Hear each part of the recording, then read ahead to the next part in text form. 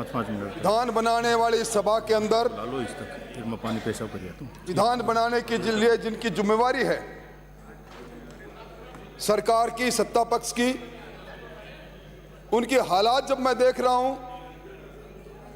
तो मुझे लगता है कि हम सब लोग अपने कर्तव्य को पूरा नहीं करके और विधान बनाने वाली इस सभा का अपमान कर रहे हैं।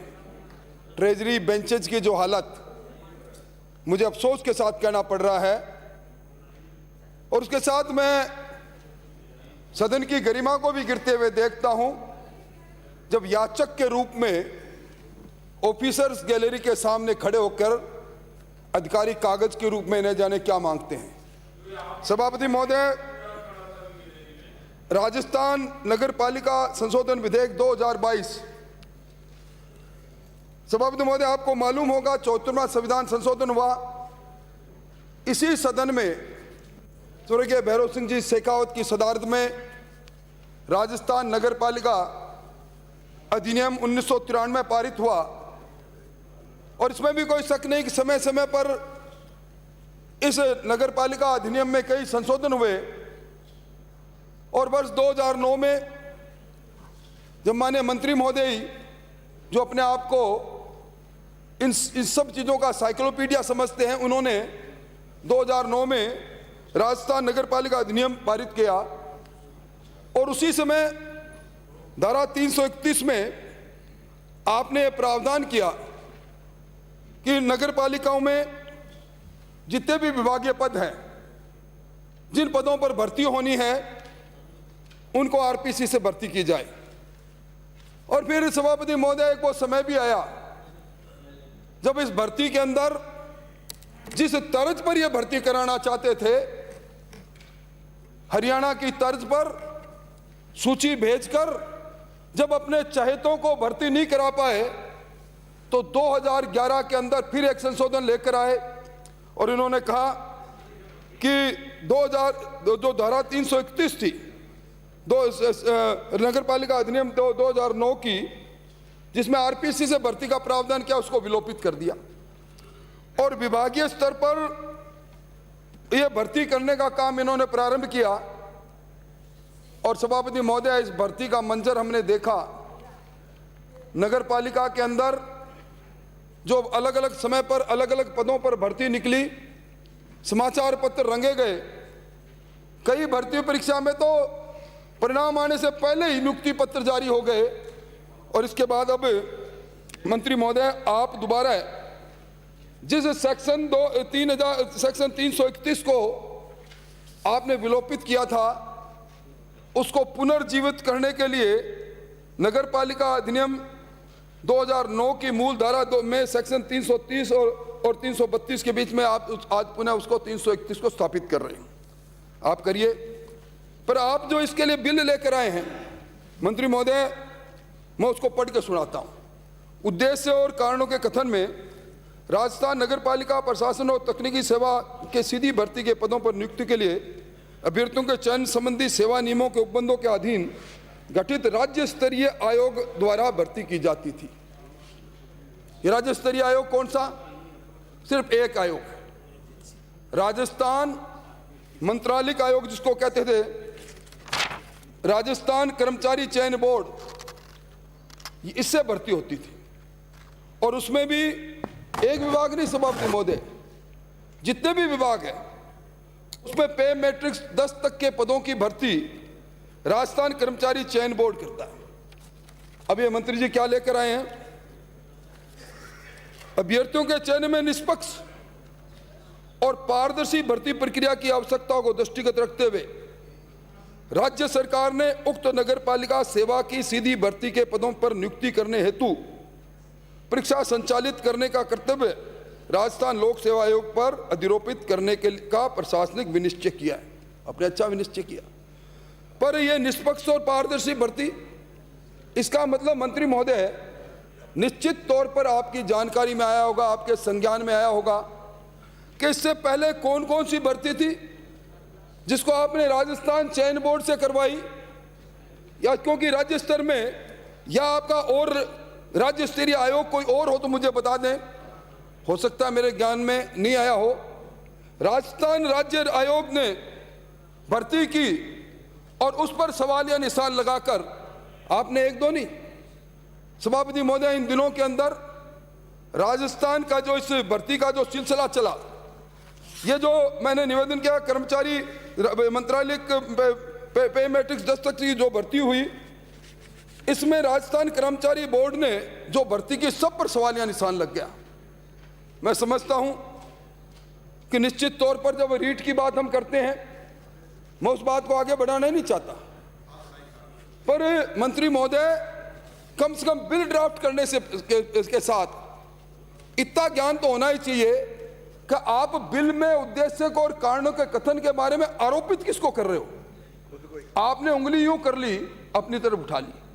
मैं यही पूछना चाहता हूं, ये जो दो शब्द आपने इस्तेमाल किया, निष्पक्ष और पारदर्शी भर्ती प्रक्रिया, क्या ऐसे सर्कमस्टांसेज आ गए थे, क्या ऐसा मामला आ गया था कि आपको ये लगा कि निष्पक्ष और पारदर्शी भर्ती नहीं हो रही और अब आप भर्ती दे रहे हैं आरपीएससी को? ये आरपीएससी वही तो नहीं जिस आरपीएससी ने आरएस की परीक्षा के अंदर, सभापति महोदय आपसे ज्यादा कौन जानता है, सबसे पहली बड़ी बात है राजस्थान लोक सेवा आयोग जैसी संस्था की गोपनीयता की। मैं सवाल करना चाहता हूं, इस प्रकार मालूम पड़ गया रसूखदार के परिवार के लोगों को कि अमुक आदमी मेरा साक्षात्कार लेगा और अमुक आदमी परीक्षा में जितने नंबर आए और वो नंबर थे 46% और साक्षात्कार में नंबर आए 87%। ये आरपीएससी वही है?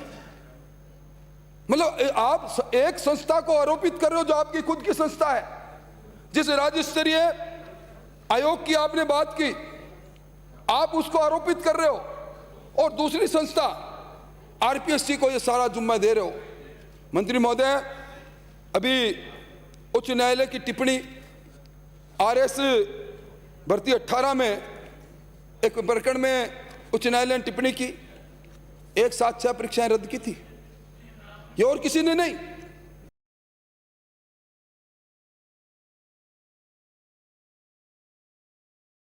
उच्च न्यायालय ने रद्द की और क्या कहा उन्होंने कहा कि 6 परीक्षा रद्द करते हुए कहा आरपीएससी के लिए टिप्पणी की कि राजस्थान लोक सेवा अपने खुद की परीक्षा के रिजल्ट में पूर्णतः फेल हो गया। किसको सौंप रहे हैं आप? क्या हेतु है आपका? क्या नक्सस बन गया वहां? किस प्रकार के लोग बैठे हैं?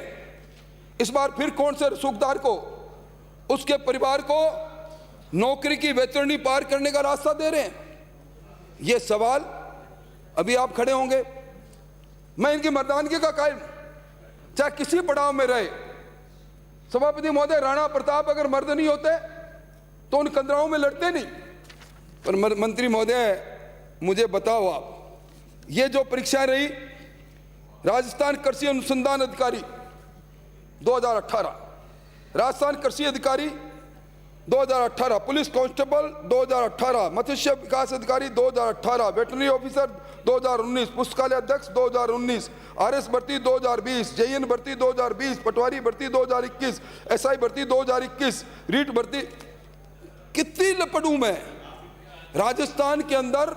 मैं समझता हूं, मुझे तो यह बता दो, पारदर्शी और निष्पक्षता की बात, अब आप सिर्फ हमें यह विश्वास दिला दो कि पीछे वाच, हमारी भाषा में कहते हैं पीछे वाचा गोल मथोड़।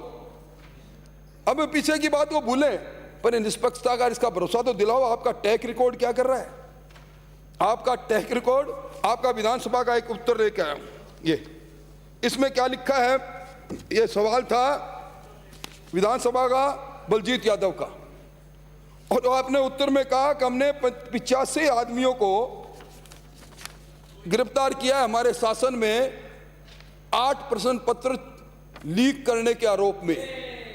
ये मेरा नहीं है। मैं समझता हूं आज राजस्थान का नौजवान ये देख रहा है कि हम एक कानून पर बात कर रहे हैं। निश्चित तौर पर मैं आपसे पूछना चाह रहा हूं कि आप, जब आपके सारे जो और उच्च पद है, आयुक्त है, आपके उपायुक्त है, सचिव है। सभापति महोदय, इन सारे पदों पर आईएएस, आरएएस और अलाइड आईएएस के सर्विस के लोगों को आप प्रतिनियुक्ति पर भेजते हैं, कईयों को पदोन्नति पर भेजते हैं। अब इसके बाद आपकी पे मैट्रिक्स 10 के अंदर जो मंत्रालय कर्मचारी है उनकी भर्ती होनी है। अब उनकी भर्ती आप एक अजगर के मुंह से निकालकर एक बहुत बड़े भयानक और बड़े अजगर के मुंह में डाल रहे हैं। कर क्या रहे हैं, क्यों आप कर रहे हैं? इसलिए मैं तो आपसे आखिर में यही कहूंगा, देखो कई चीजें पद चिन्ह छोड़ जाती है। हम उस रीट के लिए हमने राजस्थान में राज्यपाल महोदय के अभिभाषण के अंदर अपना पूरा विरोध प्रकट किया। आपने हमारी नहीं मानी, ब्रूटल मेजोरिटी है, आप अब भी नहीं मानोगे, पर आप गृह मंत्री के रूप में भी काम कर रहे हो। वो सब और कुछ नहीं, ये राजीव गांधी स्टडी सर्कल के जारोली जी कहाँ है? उनके एक बार दर्शन तो कराओ साहब, जिन्होंने कहा था कि मुझे तो बलि का बकरा बनाया जा रहा है। उच्च पदों पर बैठे हुए बड़े सुखदारों ने किया। सिर्फ मेरा को एक सवाल का जवाब, मैं उन जारोली जी के दर्शन करना चाहता हूं। इसलिए सभापति महोदय मेरी इसमें तो करना मदद, और मेरा कहना है कि इसको जनमत जानने हेतु, हे मर्द मंत्री, इसको जनमत जानने हेतु प्रचारित करो।